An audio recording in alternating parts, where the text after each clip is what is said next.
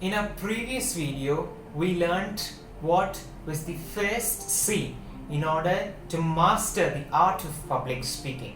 In this particular video, we will see what is the second C that you need to have. You have the content in your hand. You need to know how you can express this. For that, you need the second C, which is nothing else but clarity. You need to have clarity in order to express your content properly. Fine. So let me divide this video into two main broad sections. The first one would be body language and voice modulation. The second one would be micro expressions. So first, taking up with body language and voice modulation. Body language, when we speak about body language, the common body language or the hand gesture, your body language comes to your hand gestures, then your micro expressions is also interrelated with body language as well, and then voice modulation is a different part. So the first and the foremost point is about your hands. Your hands, usually participants for a competition who are new to that particular stage or new to this particular environment, or speakers who are trying to improve their soft skills or their speaking skills, usually have this sort of hand gestures. They keep their hands in this particular manner and they will do all sort of circuses, all sort of actions with their fingers. Or else they will have some among them will have their hands at the back and they would deliver their speech. These two types of body languages gives two varied impressions on your audience. The first one gives the impression that you are not confident in what you're speaking, and the second one gives the impression that you are trying to become superior over your audience. The perfect body language or the perfect hand gesture is this, either this or this. Why? It is because if you keep your hands in this manner or in this manner, you're free to open up. Whereas if you have your fingers locked, crossed in this particular manner, then you wouldn't be able to freely open up. There would be some sort of friction acting between. If you have your hands in this manner, it is easier to open up. When speaking about body language, let us get some more clarity by taking two examples.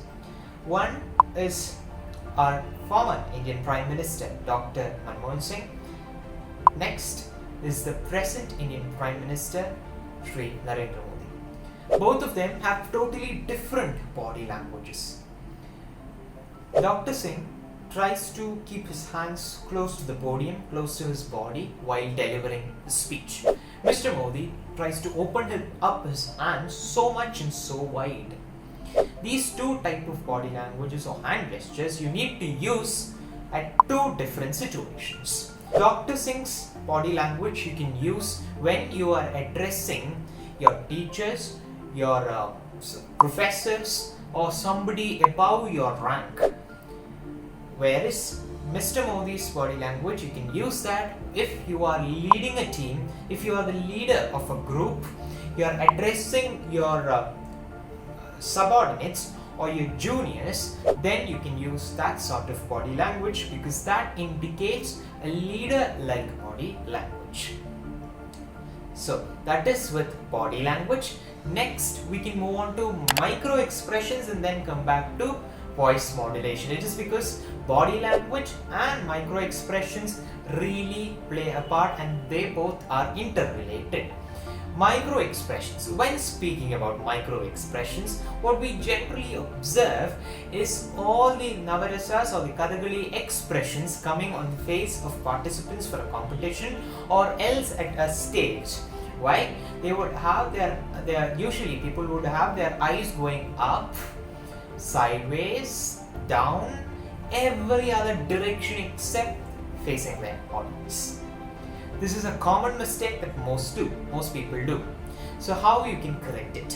What you need to do with respect to your eye contact, which is a really important part, what you need to do is that you should maintain an impression in your audience mind that you're looking at them, but you're not really looking at them. How can you make that possible? Suppose you are addressing a large crowd. Divide them into 4 parts and gaze or run your eyes from one corner to another corner. Gaze your eyes all throughout, run your eyes all throughout. Never ever lock your eye with another person in the audience, with a person in the audience. Why? Because when that particular thing happens, number one, their thoughts enter your brain, your mind. Number two, your flow of thought gets stopped, gets blocked. You wouldn't be able to continue after that. So never ever lock your eyes with a particular person in the audience. Next, we need to know about voice modulation, which is another important factor when you need to express your ideas with clarity. How boring it would be if I would continue in this manner if I say my speech in this manner, or if I take an up and a down. There is a difference.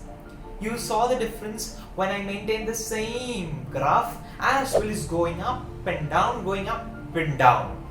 That up and down creates more impact in your listener's mind. So make sure that is, I leave it to you. Where you need to raise up, where you need to lower, it is up to the discretion of the speaker. And in this up and down, make sure that you use pause. You use pauses in between, because silence plays a really important role in your speech. Most public speakers who are really good in giving speeches forget the value of pause. So you need to understand the value of pause. Give pauses because it emphasizes the idea that you're speaking after that. So with respect to your voice modulation, these are the things that you need to keep in mind. So in order to gain more clarity for your speech, make sure that you use these tips with respect to your body language, your micro expressions, and your voice modulations. We'll see in the next video with a few tips by which you can improve the quality of your speech, by which you can get your audience in your hands and deliver a fantabulous speech next time. Thank you.